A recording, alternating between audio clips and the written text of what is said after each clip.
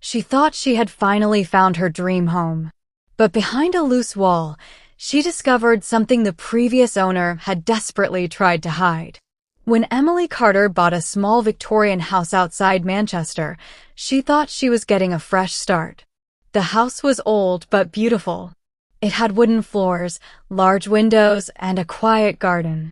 The previous owner, Richard, had told Emily that he was selling because he was moving abroad. He seemed friendly.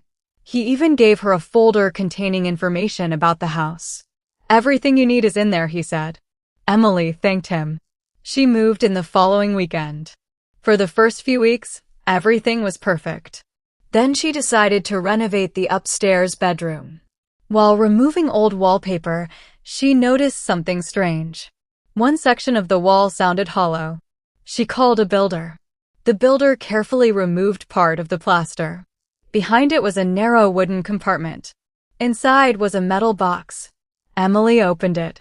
There were old photographs, bank statements, several letters, and a small notebook. At first, she thought they belonged to the previous owner. Then she saw a name: Richard Hayes. The dates were from 15 years earlier. Emily began reading. The notebook described large amounts of money being transferred through several accounts. But one name appeared repeatedly: a local property company. Emily recognized it. It was one of the biggest property developers in the area. She continued reading. The final pages were written by someone named Thomas. The handwriting became increasingly nervous. Thomas claimed he had discovered that the property company was illegally forcing elderly homeowners to sell their houses. Some properties had been deliberately damaged. Others had been reported as unsafe using false documents. Thomas had collected evidence. Then he disappeared. Emily's hands started shaking. She looked at the photographs. They showed several houses in her neighborhood. Some had been demolished. Others were now expensive apartments. Then she found something even more shocking: a photograph of Richard standing beside the property company's director. The same director who currently owned several businesses in the town. Emily immediately understood why the evidence had been hidden inside the house. Richard had been involved. But why had he left it behind? Emily searched through the box again. At the bottom was an envelope. Her name was written on it. She froze. The envelope hadn't been there by accident. She opened it. Inside was a letter from Richard. It explained that he had recently discovered that the people he once worked with were planning to destroy the remaining evidence. Richard had decided to leave everything behind. He knew he couldn't expose them himself. So he sold the house to someone he believed would eventually find the hidden compartment.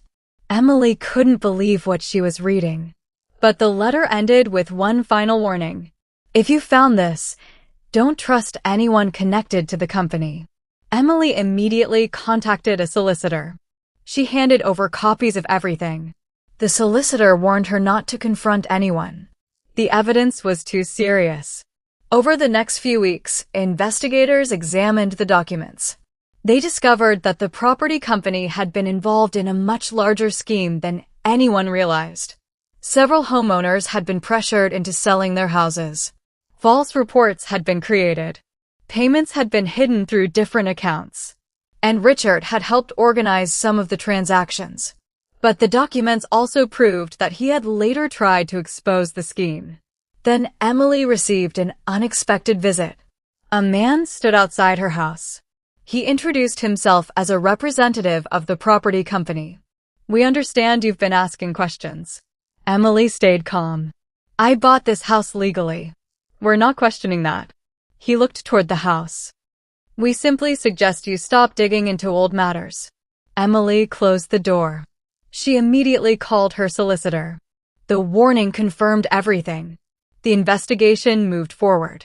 Eventually, the evidence from the hidden box was enough to connect several people to the scheme. Richard was questioned. The company's director was arrested. Several properties were investigated. And families who had lost their homes finally received compensation. Emily later learned that Richard had died shortly before she bought the house.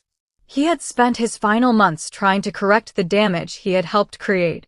Emily kept the original letter, not because she forgave Richard, but because it reminded her that even someone who had done wrong could eventually choose to tell the truth. A year later, Emily stood in her renovated bedroom. The hidden compartment was gone. The wall had been repaired, but she kept one photograph from the box.